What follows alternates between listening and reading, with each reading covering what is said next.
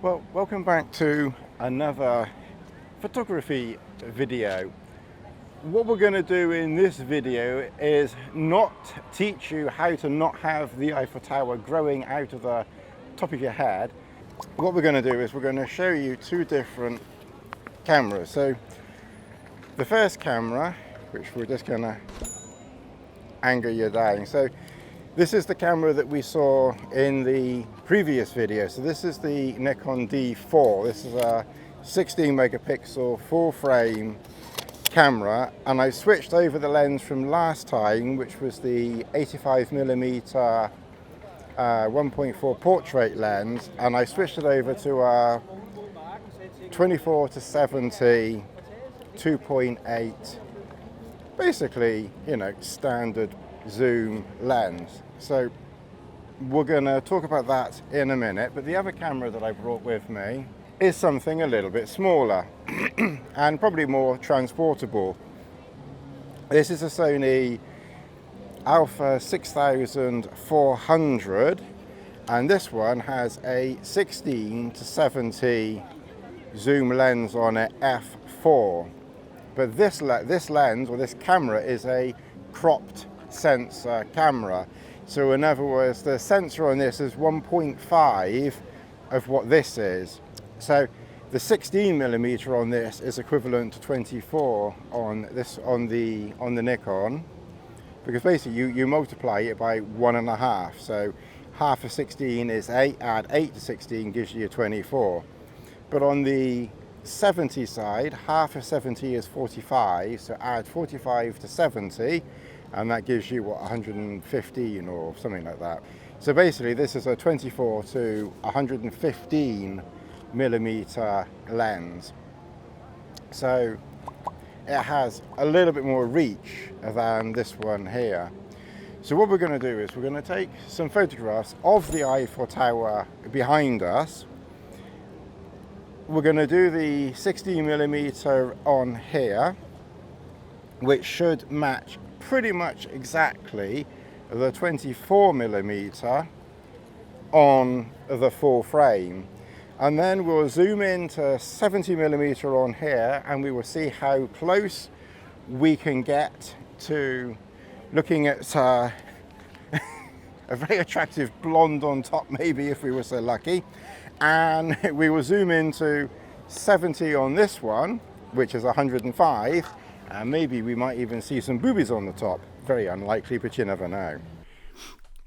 These two photographs are quite striking because they're both taken at 70mm, but as you can see, 70mm on a 1.5 cropped frame certainly gets you closer to the action. Here we're looking at the top part of the Eiffel Tower, both again 70mm, D4 full frame on the left, and the crop sensor of the Sony on the right.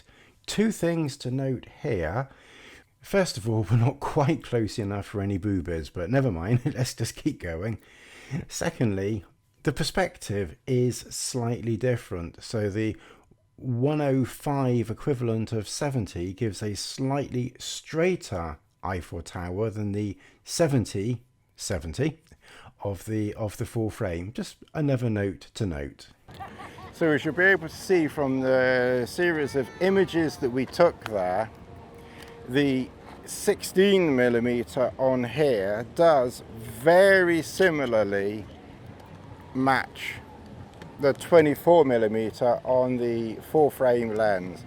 But as you'll be able to see quite clearly, to equal the 70mm on here, we just need to go to about 45mm on this one to equal 70mm on the full frame.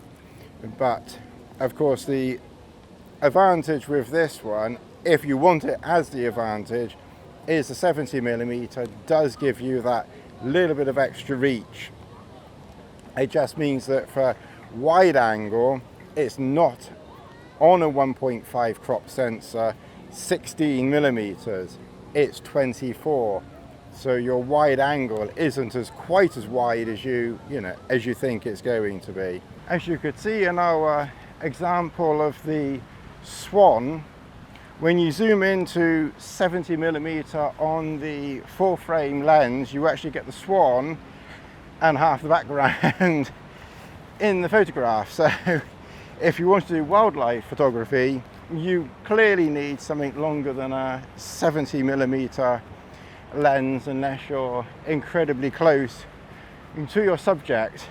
And I'm very well aware that I appear to have the Eiffel Tower growing out of my head. Whereas, of course, the crop sensor 1.5 turns your 70mm lens into a 115mm lens, and therefore zooming you in effectively 50% more.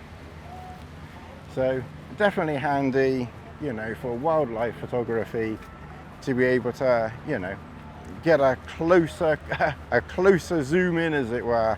Again, I think a lot of it boils down to budget, portability, and what you're actually planning on doing, and personal preference.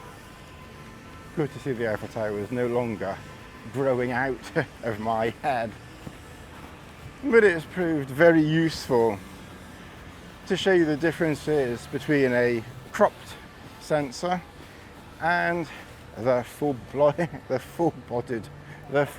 version. So that's a really simple, basic explanation of crop sensors 1.5 to full frame, using the Eiffel Tower behind us and giving you, you know, an idea as to how wide and how zoomed in you can get them on these two types of camera. So it's a pretty basic, simple thing, been done a million times, but I just thought we would do with something, you know, a Tony Hobbs style. So as always, thank you very much for watching, and please do like, subscribe, share, hit that notification button to all, and we will see what we come up with in the next video. Thanks very much for watching.